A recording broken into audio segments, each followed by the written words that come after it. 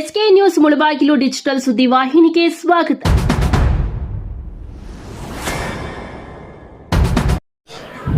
ಎಲ್ಲರಿಗೂ ನಮಸ್ಕಾರ.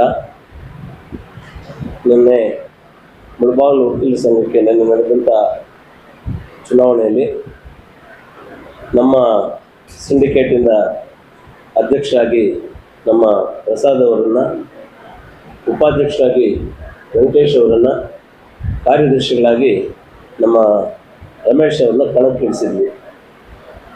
ಸೊ ನಿನ್ನೆ ನಡೆದಂಥ ಒಂದು ಚುನಾವಣೆಯಲ್ಲಿ ನಮ್ಮ ಅಧ್ಯಕ್ಷ ಸ್ಥಾನಕ್ಕೆ ಸ್ಪರ್ಧಿಸಿದಂಥ ನಮ್ಮ ಸ್ನೇಹಿತರು, ನನ್ನ ಸನ್ಮಿತ್ರರು ಆಗಿರ್ತಕ್ಕಂಥ ಪ್ರಸಾದ್ ಕುಮಾರ್ ಅವರು ಕೆಲವೇ ಅಂತರದಲ್ಲಿ ಸೋಲನ್ನು ಕಂಡುಕೊಳ್ಬೇಕಾಗಿತ್ತು. ಅದು ಒಂದು ವಿಚಾರವನ್ನು ಇಲ್ಲಿ ಹಂಚ್ಕೊಳ್ಳೋಕ್ಕೆ ಇಷ್ಟಪಡ್ತೇನೆ. ಕಿರಿ ವಯಸ್ಸಿನಲ್ಲಿ, ಭಾಳ ಚಿಕ್ಕ ವಯಸ್ಸಿನಲ್ಲಿ ಮೊಟ್ಟ ಮೊದಲನೇ ಬಾರಿಗೆ ಒಂದು ಅಧ್ಯಕ್ಷ ಸ್ಥಾನಕ್ಕೆ ಒಂದು ಸ್ಪರ್ಧಿಸಿ ನಮ್ಮ ಎಲ್ಲ ಹಿರಿಯ ನ್ಯಾಯವಾದಿಗಳ ಒಂದು ಸಹಕಾರದಿಂದ 94 ಮತಗಳನ್ನು ಪಡ್ಕೊಂಡು ಕೆಲವೇ ಅಂತರದಲ್ಲಿ ತಮ್ಮ ಪರಾಜಿತರಾದರು. ಆದರೂ ಕೂಡ ಯಾವುದೇ ಆತ್ಮಸ್ಥೈರ್ಯ ಕುಂದದೆ ಏನು ಇವತ್ತು ನಮ್ಮ ಪ್ರಸಾದ್ ಪರವಾಗಿ ಒಂದು ಮತ ಚಲಾಯಿಸಿದ್ದಾರೆ.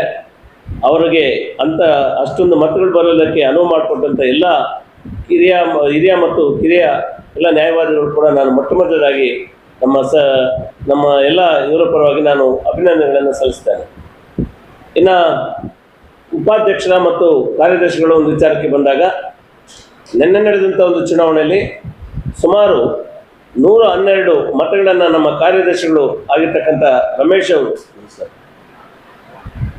ಅವರು 112 ಮತಗಳನ್ನು ಪಡ್ಕೊಂಡು ತಮ್ಮ ಜಯಬೇರಿಯನ್ನು ಸಾಧಿಸಿರ್ತಾರೆ. ನಮ್ಮ ಸಿಂಡಿಕೇಟಲ್ಲಿ ನಮ್ಮ ಕಾರ್ಯದರ್ಶಿಗಳಾಗಿ ನಮ್ಮ ರಮೇಶ್ ಅವರು ಜಯಬೇರಿ ಸಾಧಿಸಿರ್ತಾರೆ. ಅದೇ ರೀತಿ ಸುಮಾರು 112 ಮತಗಳನ್ನು ತೆಗೆದುಕೊಂಡು ನಮ್ಮ ವೆಂಕಟೇಶ್ ಅವರು ತಮ್ಮ ಪ್ರತಿಸ್ಪರ್ಧಿಯ ವಿರುದ್ಧ ಗೆಲುವನ್ನು ಕಂಡುಕೊಂಡಿರ್ತಾರೆ. ಅಂದರೆ ನಮ್ಮ ಸಿಂಡಿಕೇಟಲ್ಲಿ 3 ಜನ ಏನು ಸ್ಪರ್ಧಿಸಿದ್ರು ಅವ್ರ ಪೈಕಿ ಕಾರ್ಯದರ್ಶಿ ಮತ್ತು ಉಪಾಧ್ಯಕ್ಷರು ನಮ್ಮ ಸಿಂಡಿಕೇಟಲ್ಲಿ ತಮ್ಮ ಜಯಬೇರಿಯನ್ನು ಸಾಧಿಸಿರ್ತಾರೆ. ಸೊ ಈ ನಿಟ್ಟಿನಲ್ಲಿ ನಾನು ಈ ಸಂದರ್ಭದಲ್ಲಿ ಹೇಳ್ತಕ್ಕಂಥದ್ದು, ಏನು ಹಗಲಿರುಳು ಶ್ರಮವಹಿಸಿ ಕೆಲಸ ಮಾಡಿದಂಥ ನಮ್ಮ, ಯಾಕೆಂದರೆ ಸೋಲು ಗೆಲುವು ಇದ್ದೇ ಇರ್ತದೆ. ಏನು ನಮ್ಮ ವಕೀಲ ಮಿತ್ರರು ಏನು ನಮ್ಮ ಅಧ್ಯಕ್ಷರ ಪರವಾಗಿ ಕೊಟ್ಟಿರ್ತಕ್ಕಂಥ ಒಂದು ತೀರ್ಪು ಬಗ್ಗೆ ನಾವು ತಲೆ ಬಾಗ್ತೀವಿ.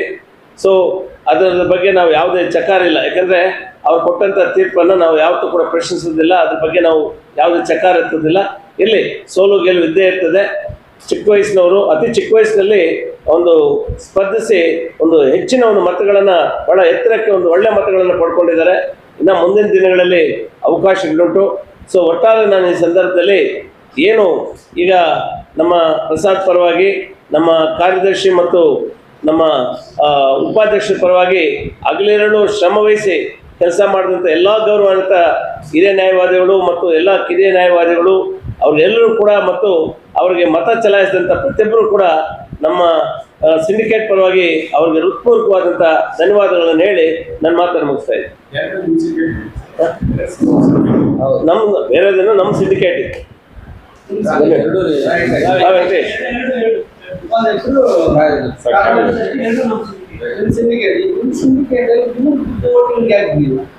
ಅಲ್ಲಿ ಕ್ರಾಸ್ ವೋಟಿಂಗ್ ಆಯ್ತಾ? ಯಾವುದು ಕಡಿಮೆ ಆಯ್ತಲ್ವಾ ಸಿಂಡಿಕೇಟ್ ಅಲ್ಲಿ? ಯಾಕೆ ನಿಮ್ಮಲ್ಲಿ ಏನಾದ್ರು ಅಧ್ಯಕ್ಷತೆಯಲ್ಲಿ ಸ್ವಲ್ಪ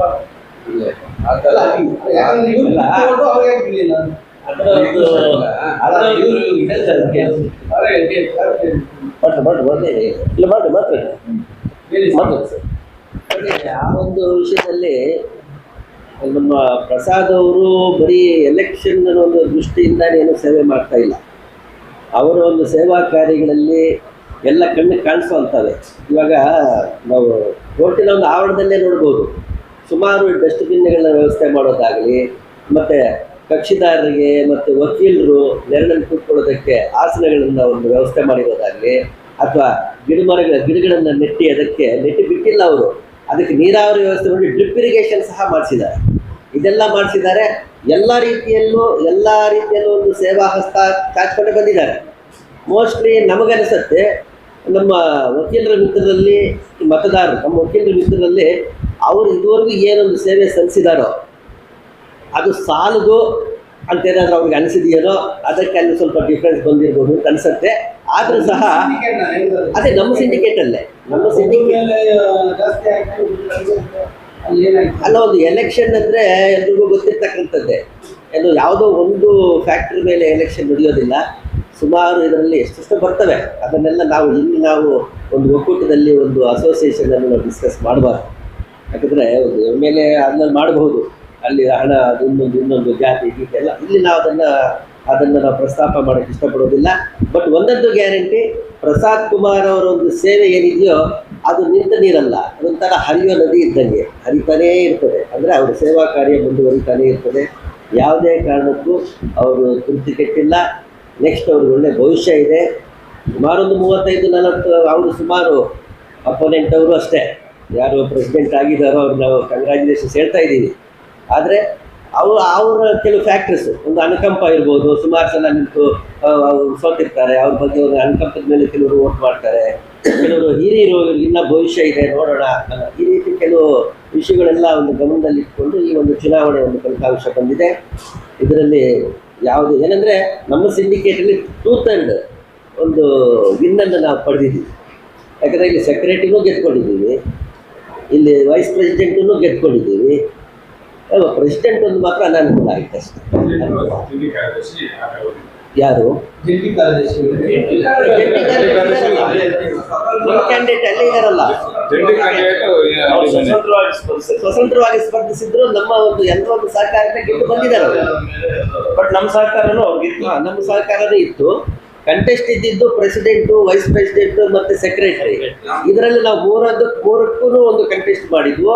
ಇದರಲ್ಲಿ 3/2 ಭಾಗದಷ್ಟು ಒಂದು ಜಯ ನಾವು ಕಂಡಿದ್ದೀವಿ. ಎಲ್ಲ ಸ್ವಲ್ಪ ಪ್ರಸಾದ್ ಅವರ ಒಂದು ಸೇವೆ ಆಗ್ಬೋದು, ಒಂದು ಸಹಕಾರ ಹಸ್ತ ಆಗ್ಬೋದು, ಇನ್ನೂ ಸ್ವಲ್ಪ ಜಾಸ್ತಿ ಮಾಡ್ಬೋದಿತ್ತು ಅಂತ ಏನಾದ್ರು ಎಕ್ಸ್ಪೆಕ್ಟ್ ಮಾಡಿಕೊಂಡೆ. ನಾನು ಸ್ವಲ್ಪ ಇದಾಗಿದೆಯಲ್ಲ, ನೋಡೋಣ. ಅದನ್ನು ಮುಂದಕ್ಕೆ ಮಾಡೋಕ್ಕೆ ರೆಡಿಯಾಗಿದ್ದಾರೆ. ನಾನು ಈಗಾಗಲೇ ಹೇಳಿದೆ, ಅವರ ಒಂದು ಸಹಾಯ ಹಸ್ತ ಆಗ್ಬೋದು, ಸಹಕಾರ ಆಗ್ಬೋದು, ಒಂದು ಹರಿತಾ ಇರೋ ನದಿ ಇದ್ದಂಗೆ. ಅವರು ನಿನ್ನೆ ಒಂದು ಮಾತು ಅಂತಾರೆ, ಹಣದ ಮೊದಲ ಮುಂದೆ ನಮಗೆ ಗುಣಗಳ ಗೆದ್ದಿದ್ದೀವಿ ಅಂತ ಹೇಳಿ. ಇವಾಗ ಸೋಲೊಪ್ಕೊಳ್ತೀವಿ, ಅವರೊಂದು ಗೆಲುವನ್ನು ನಾವು ಕಂಗ್ರ್ಯಾಚುಲೇಟ್ ಮಾಡ್ತೀವಿ. ದೇವರನ್ನು ಒಳ್ಳೇದು ಮಾಡಲಿ, ನಮ್ಮ ಅಸೋಸಿಯೇಷನ್ಗೆ ಒಳ್ಳೆ ಅಭಿವೃದ್ಧಿ ಕಾರ್ಯ ಮಾಡಲಿ. ನಮ್ಮ ಪ್ರಸಾದ್ ಅವ್ರು ಏನೇನು ಕಣ್ಣಿಗೆ ಕಾಣೋ ರೀತಿಯಲ್ಲಿ ಏನು ಪ್ರಸಾದ್ ಅವ್ರು ಮಾಡಿದಾರೋ ಅದಕ್ಕಿಂತ ಚೆನ್ನಾಗಿ ಅವ್ರು ಮಾಡೋ ಒಂದು ಮನಸ್ಥಿತಿ ದೇವರು ಅವ್ರು ಕೊಡಲಿ, ಆ ಶಕ್ತಿ ಅವ್ರು ಕೊಡಲಿ, ನಾವು ದೇವ್ರಿಗೆ ಹೇಳ್ತೀವಿ.